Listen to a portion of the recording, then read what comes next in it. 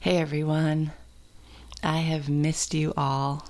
I have been on retreat, and so I thought I'd say hello to my loved ones, my friends. I've been out of touch, and I acknowledge that. Been carrying you in my heart and feeling you in my spirit. And hello to my new friends that I haven't met yet. I'm calling you in. It's time for our tribes to unite. It's time for kindreds to find each other. And those of us on a healing path, we're holding lights in the dark, and it's our time to come together and make that light stronger. And a special welcome and peace to those of you new to this path. We are being called in record numbers to come together to be the light and to be the love that the world needs most. But this video is actually meant to be a little bit more personal than I usually do. Because where you been, eh? Where you been, eh? Well, the universe tricked me, so I want to tell you a little story. Many of you know I've been living in Maine. I'm from New England. And Maine has, I have to say half of my heart, because my other half of my heart is being pulled in a different direction. So I've been in Maine for so many years now. And I fell in love with a raw piece of land in northern Maine. The land's been calling me back.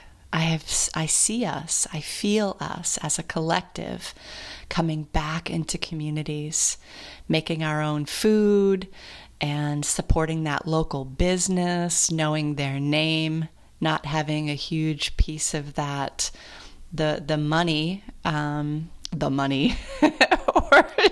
I'm already ahead of that. I'm like, we're going to be bartering eventually. We're going back to that, back to the basics. But not having a huge part of the money going to the machine that's been hurting us. With the crazy time on this planet, I've been asking myself, what can I do? And I've been feeling, we'll go back to the land, live simply, support local community. And also, I'm like a nature spirit at heart. I question if I'm human. I belong in the trees. And so living in the land as a highly sensitive person, that makes sense. And I was like, well, but you don't really have any homesteading skills. And so in this summer, after falling in love with this land, I felt that I needed to get some actual real world skills if I was going to make that change in my life. And a lot of things, there's a lot of things. There's what we're aware of above the surface that we can see and understand. And then my experience of following intuition is there's all of that pull, that deep, deep knowing that I can't place at the surface of 3D understanding. Okay, so the universe had all kinds of plans for me to leave Maine for a little while. So this journey started in May. I sold all my things except for my books and my sentimental things. And I packed up in my SUV and I went to the mountains of western North Carolina near Asheville. And I started learning some carpentry. I kept my clients that I already had, but aside from that, I really stopped working on my coaching business so that I could experience what I see now as a bit of a sabbatical in my life. I got to be in the mountains of western North Carolina. Oh my goodness. And my family is in the South. Crazy. But my one of my brothers lives in North Carolina. My parents retired here. So I have been filling up my cup with long overdue time with my family. And now, about 6 months later from when this all started, the universe, my spirit, my tender little fallible connection with my guides and my higher self have really been revealing to me that this was a sabbatical. This was a retreat to fill up my cup, to be with my family, to travel.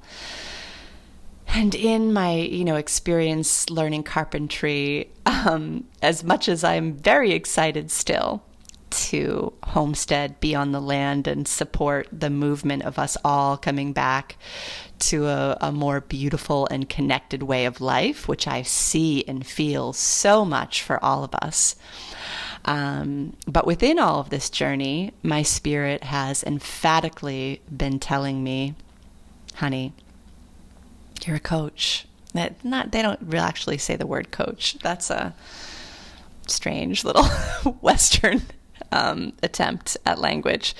But I'm here to support people in listening to their higher self, listening to your heart and your intuition. And as a chronic overthinker, I mean, my spirit will be like spelling out visually on paper, probably the kind of guidance or channeling that people dream of. And yet my overthinking, I'm like, what? Did that happen? Nothing happened. So anyways, I'm uniquely qualified to support people on the path of like coming home to ourselves. And so, but I'm humble in that. And it's been tough to make a living as that is my vocation. So I resist and I run away without realizing that I'm running away. And I've been called back, and I'm actually so relieved. So I find myself in this cute little apartment in Wilmington, North Carolina. I get to be near a river and the ocean. And but most importantly, I'm close to my family right now. And it's temporary. It's for the winter because me in the north, man, it's my other heart. Apparently I've got whole hearts in there. That makes sense.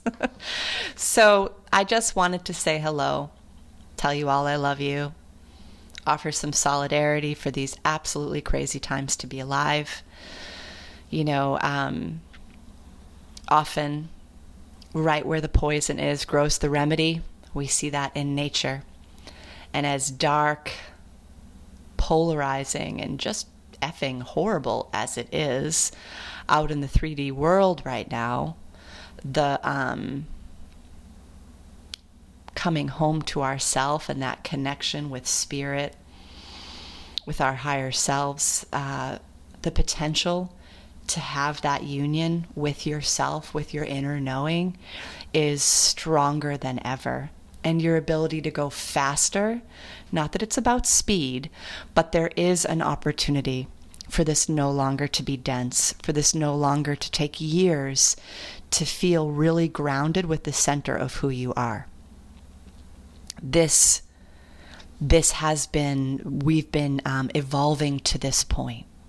The veil between us and our spirit is very, very thin. So take heart. For every step you take towards yourself, God, spirit, love is going to step 100 times to you. And I'm here for that. I wanted to say I'm back. For my friends, I miss you. Let's be in touch. For my new friends, can't wait to meet you. And if you're called to work with me as well, I'm also here. I love you guys. Talk to you soon.